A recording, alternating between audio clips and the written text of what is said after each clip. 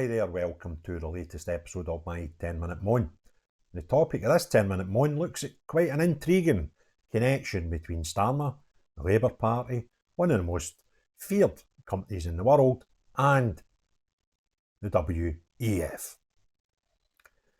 So this is bonkers to me, right? Because I like simple things and common sense. It kind of makes things a bit easier.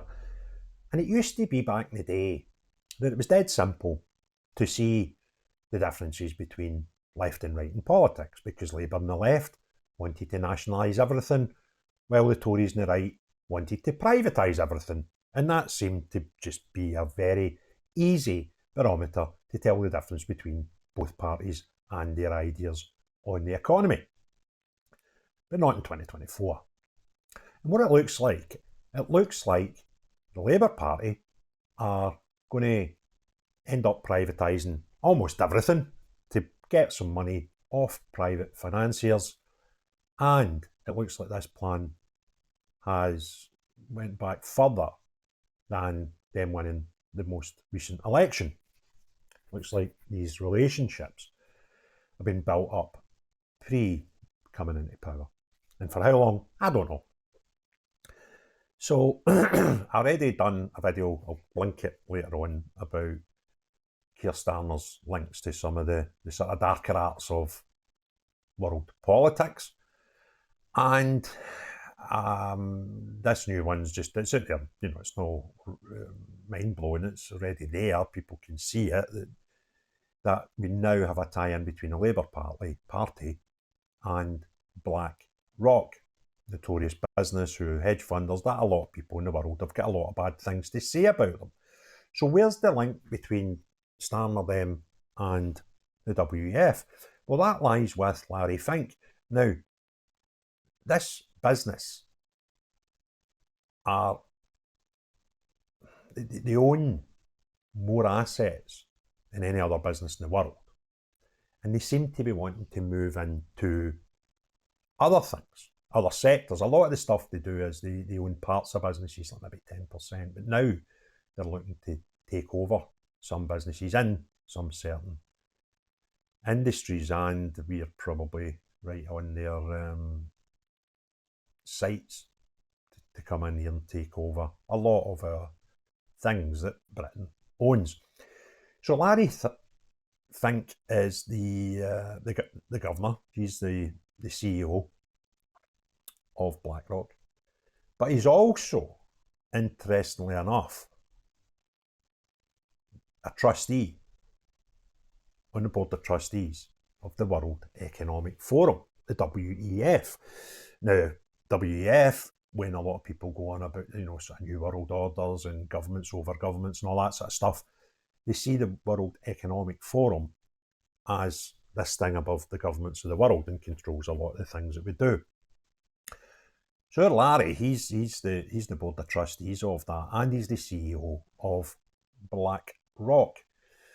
Now, number 10, where is the article? Give me a wee second, I've just lost the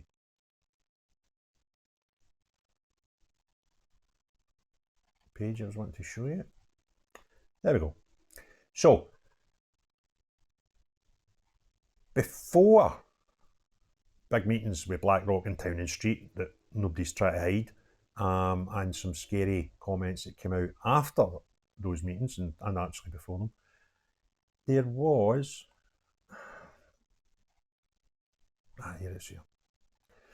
Right, so there was a meeting recently where our cabinet had Larry Fink and his Blackrock people in to Downing Street about a fortnight ago. The government's laser focus on private investment as a key means of driving economic growth has inevitably led to a reliance on the world's big money machines such as Blackrock, say opendemocracy.net.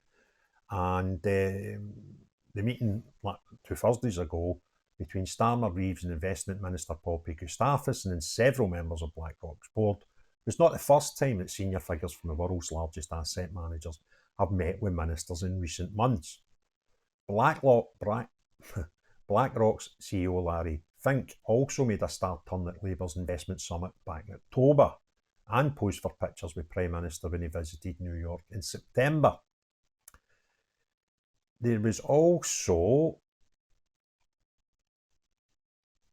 some strange letters coming in to Downing Street after their success at the election. And this one's a good one. Dear Secretary of State, the executive wrote, on behalf of all us here at Blackrock, please find attached a formal letter of congratulations from myself as a UK chair, Blackrock's Sandra Boss. And may I add, this is a bit that intrigues me, on a personal note, it's a pleasure after all these years to address you as such. All these years of what? So you've had these relationships with cabinet ministers for years before they became cabinet ministers. That's quite intriguing. And also the Blackrock executive who was writing this letter was Anthony Manchester, a former civil servant who held roles across various government departments between 2001 and 2015, including the Treasury and the Cabinet, and he's now an executive for Blackrock, who's obviously got relationships with Labour prior to that. And then the letter goes on, as you know, we also share the government's view that infrastructure investment can play a critical role in improving economic growth and productivity. We believe infrastructure is poised to become one of the fastest growing segments in private markets globally. Private markets. Infrastructure. Incredible. As our chairman and CEO, Larry Fink, has recently written, private capital marketing finance combined with policy pragmatism are necessary to meet countries' infrastructure needs and thereby enhance economic growth and productivity. We would welcome the opportunity to meet you to discuss our work on funding the projects and enterprises that drive the economy and building the UK's case for investment destination. We will work with your team to get this meeting in the diary. Well, obviously, that's still happened. Reynolds' reply to Blackrock was partnerships with financial services sector will be critical to developing and delivering our industrial strategy and supporting small businesses. So, what does that mean? Well, it means, as lots of people were predicting even before the election, that BlackRock will rebuild Britain for us. It's a fund manager, hedge managing business. And it's a Labour Party that's bringing this on. And that frightens the life out of me. When you consider that the guy that runs BlackRock is a trustee of the WEF, who, for many of those who are more aware of the world order than I am, always mute them as the scary people that are trying to drive what happens in every country across the globe. And people talk about globalists, and they are top of the tree. So, a bit of concern, especially this boy, Larry Fink. He was in the G7 summit in the summer, quoting them and telling them that they'll need to get 59 trillion pounds worth of investment from somewhere by 2040, and guess who's sitting there with a chequebook? And when you invest in countries, what do you think these people get back? They're not interested in the community, the society, or even the country. Their sole purpose is for their shareholders that invest in them to give them the big bag of money to enable them to go and buy up parts of and businesses across the world. And this has got to be a concern, because we actually don't own that much anymore, right? We've sort of pawned it all. And the fact now that these people are looking to come and give us money to get some other things off us, the infrastructure, then we will own nothing. and the hedge funds own everything. And I'm not left or right politically. I see myself quite central, although most people want to tell me I'm far right. But in terms of things like the economy, I understand the need for some nationalisation, and I like the notion of commerce. But the infrastructure of a country has to be owned by the country. It would be ridiculous to suggest otherwise. And this actually frightens the life out of me. And they don't even try to hide it anymore.